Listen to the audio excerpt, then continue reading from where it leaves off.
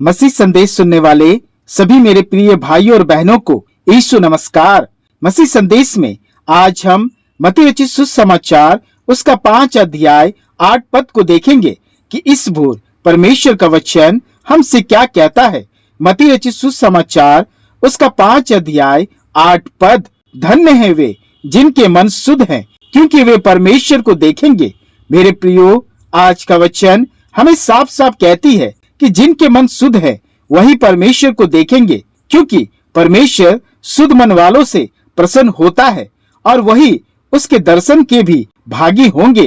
पर अशुद्ध और कपट मन रखने वाले या आदर, सम्मान और गौरव नहीं प्राप्त करेंगे।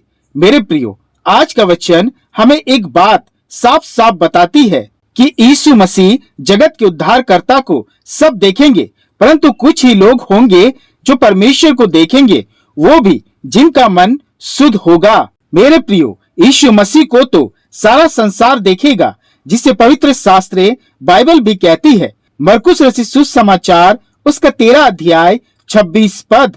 तब लोग मनुष्य के पुत्र को बड़ी सामर्थ और महिमा के साथ बादलों में आते देखेंगे। मेरे प्रियो, यीशु मसीह को देखने का सौभाग्य हर आंख को मिलेगी जो धर्मी है और वे जो पापी हैं, और वे भी जिन्होंने उसे भेदा था। प्रकाशित वाक्य उसका 1 अध्याय 7 पद। देखो, वह बादलों के साथ आने वाला है और हर एक आंख उसे देखेगी, वरन जिन्होंने उसे भेदा था वे भी उसे देखेंगे, और पृथ्वी के सारे कुल उसके कारण छाती पीटेंगे। हाँ, आमीन।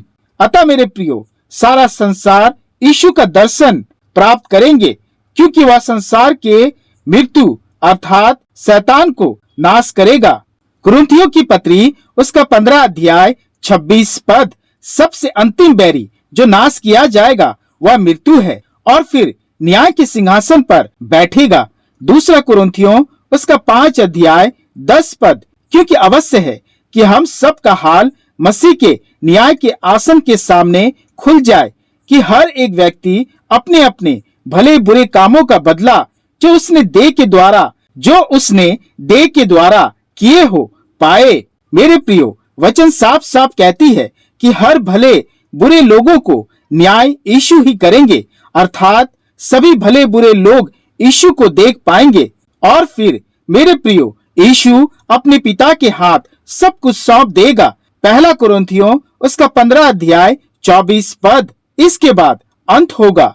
उस समय वह सारी प्रधानता और सारा अधिकार और सामर्थ का अंत करके राज्य को परमेश्वर पिता के हाथ सौंप देगा। मेरे प्रियो, परमेश्वर को आज तक किसी ने प्रत्यक्ष नहीं देखा। एक बार मूसा ने चाहा था, परंतु परमेश्वर ने कहा। निर्गमन की पुस्तक उसका 33 अध्याय 20 पद। फिर परमेश्वर ने मूसा से कहा, तू मेरे मुख का दर्शन नहीं कर सकता, क्योंकि मनुष्य मेरे मुख का दर्शन करके जीवित नहीं रह सकता। वैसे ही यूहन्ना रचित सुसमाचार उसका 14 अध्याय 8 पद में एक बार फिलिप्पुस ने यीशु से कहा था, हे प्रभु, पिता को हमें दिखा दे।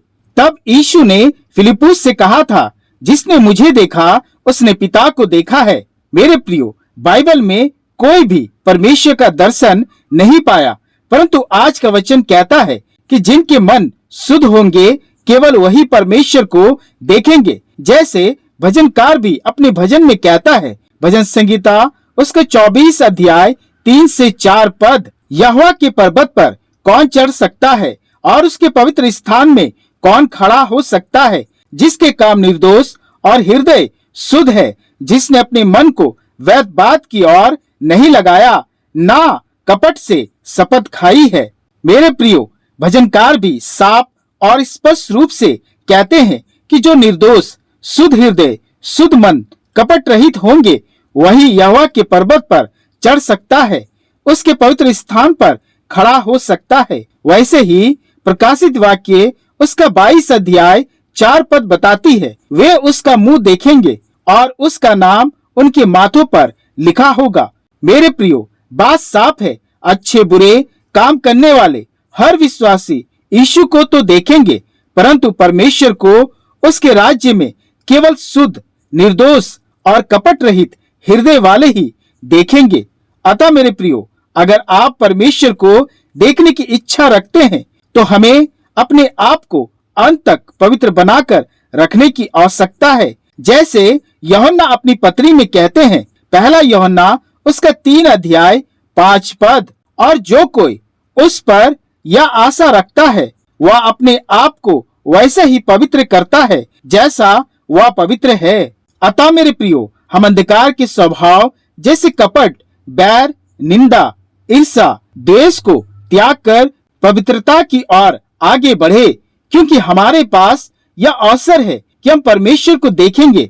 अतः मेरे प्रियो, हम अपने हृदय जीवन को शुद्ध रखें, जैसे इब्रानियों की पत्री में पौलुस कहते हैं। इब्रानियों की पत्री उसका 10 अध्याय 22 पद, तो आओ हम सच्चे मन और पूरे विश्वास के साथ और विवेक का दोष दूर करने के लिए हृदय पर छिड़काव लेकर और देह को शुद्ध जल से धुलवाकर परमेश्वर के समीप जाए। परमेश्वर अपने इस वचन के द्वारा इस भोर हम सबों को बहुतायत से आशीष दे। आमीन।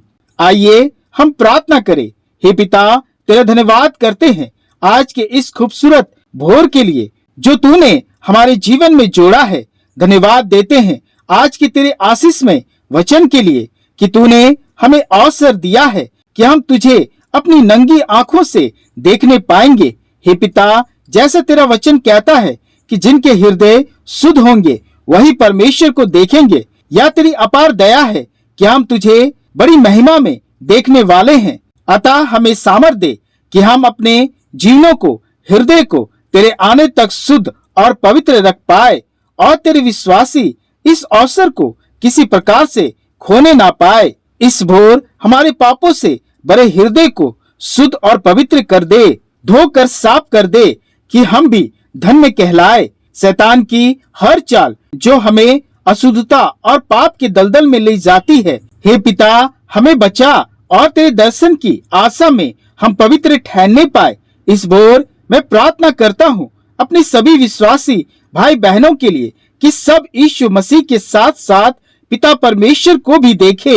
और हे पिता, आज के दिन हम पर तरस खाना और अपनी दया हम पर बनाए रखना, और इस प्रार्थना को अपने प्रिय पुत्र प्रभु यीशु मसीह के नाम से ग्रहण करना। आमीन, आमीन।